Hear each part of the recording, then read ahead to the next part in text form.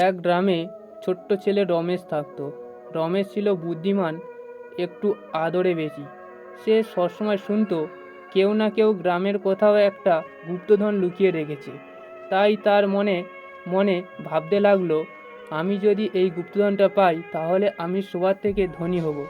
একদিন রমেশ রাস্তা দিয়ে হেঁটে যাচ্ছিল। তখন সে দেখলো গ্রামের পুরনো কাঁটা বনের পাশে এক বুড়ো লোক বসে আছে। লোকটির চোখে ছিল এক অদ্ভুত দীপ্তি আর হাতে একটা ছোট্ট লাল বাক্স। রমেশ কাছে গিয়ে বলল। দাদা, এই বাক্সটার মধ্যে কি আছে? এটা কি গুপ্তধন? বুড়ো লোকটি ধীরে ধীরে হাসলো এবং বলল, ছেলে, গুপ্তধন কি শুধু সোনার উপর ভাঁজে লুকিয়ে থাকে? আসলে গুপ্তধন অনেক রকম। কেউ খুঁজে পায় মনের মধ্যে, কেউ খুঁজে পায় কাজের মধ্যে। রমেশ আরও উৎসুক হয়ে বলল। আচ্ছা দাদা, ঠিক আছে, আমাকে একটা রহস্যময় গুপ্তধনের গল্প শোনাও। বুড়ো লোকটা বলল, তুমি কি জানো, এই গ্রামে বহু বছর আগে একটা ছেলে ছিল, নাম সুমন।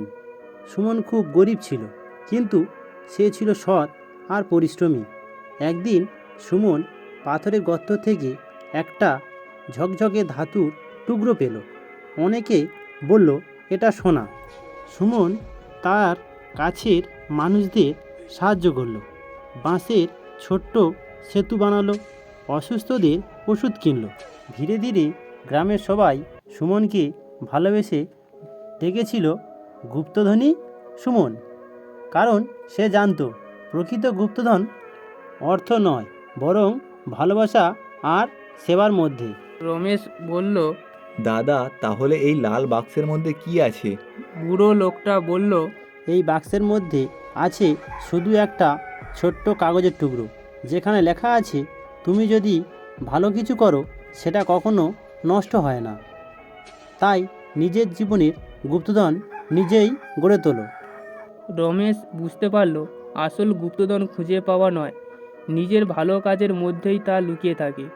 সে সেই দিন থেকে গ্রামের মানুষের সাহায্যে ব্যস্ত হয়ে পড়ল আর নিজের জীবনের ছোট্ট ছোট্ট খুশি ও সমৃদ্ধি খুঁজে পেতে শুরু করলো। হ্যালো বন্ধুরা, এর থেকে আমরা শিখতে পারলাম যে পরোপকার হলো মানুষের পরম ধর্ম।